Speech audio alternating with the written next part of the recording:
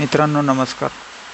आज मी माझा फोनमधला फोटोज आणि व्हिडिओजचा बॅकअप लॅपटॉपमध्ये घेण्यासाठी लॅपटॉप चालू केला आणि बघितलं तर इनफ स्पेस नव्हती आणि माझ्याकडे मल्टिपल ड्राईव्ह झाले होते. एका ड्राईव्हमध्ये अराऊंड 25 GB, एका ड्राईव्हमध्ये 100 GB वगैरे असं स्पेस अवेलेबल होत्या. बट मला पूर्ण बॅकअप घेण्यासाठी थोडी जास्त स्पेस पाहिजे होती आणि मग मी mini partition wizard free 13.9 version आहे, तर हे मी इन्स्टॉल केलं आणि याच्यामध्ये मेनली 2 पार्टिशन्स और मल्टिपल पार्टिशन्स एकत्र करण्यासाठीचं टूल आहे.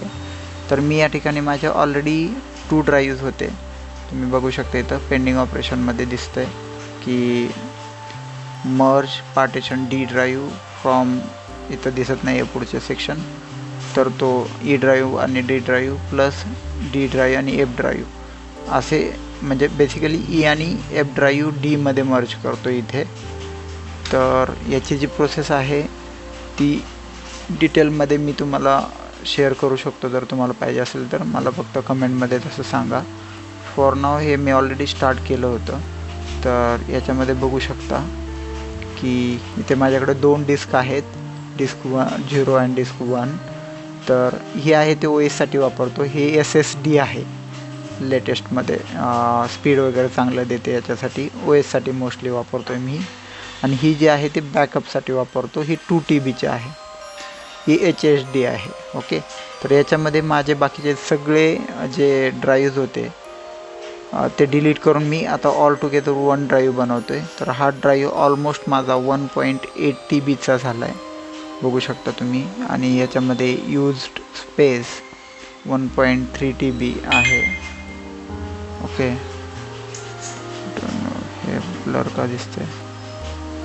ओके, तर अनयूज स्पेस आहे ते 529 GB आहे.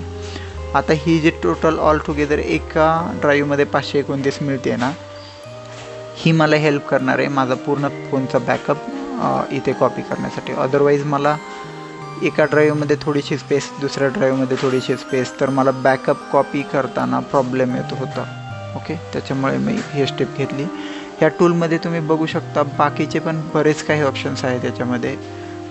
पार्टिशन मॅनेजमेंट सेक्शनमध्ये मायग्रेट OS टू SSD और HD wizard, copy disk wizard, copy partition wizard, move resize partition, extend partition, merge partition. For now हे जे मर्ज पार्टिशन ऑप्शन आहे हा मी वापरतो आहे.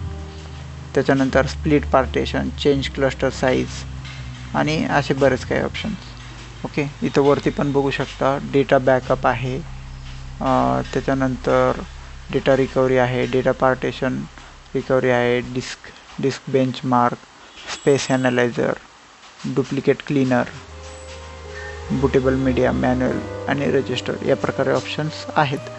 जर याच्यामध्ये तुम्हाला काही डिटेलमध्ये अजून व्हिडिओ बघायचे असेल तर मला नक्की सांगू शकता.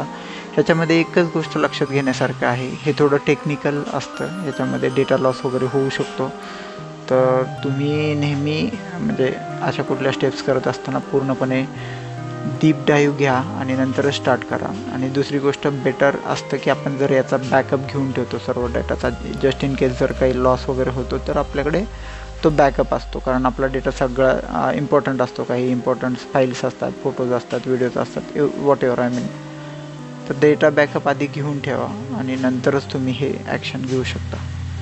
याच्यावरती तुम्हाला डिटेलमध्ये काही लागतं तर नक्की मला कमेंट सेक्शनला सांगा. मी तुम्हाला माझं जे काही हे आहे त्याच्यावर व्हिडिओ करून तुम्हाला मदत करण्याचा प्रयत्न करेल. माझे video like, comment, share, subscribe करा आणि शेअर करा इतरांना. धन्यवाद.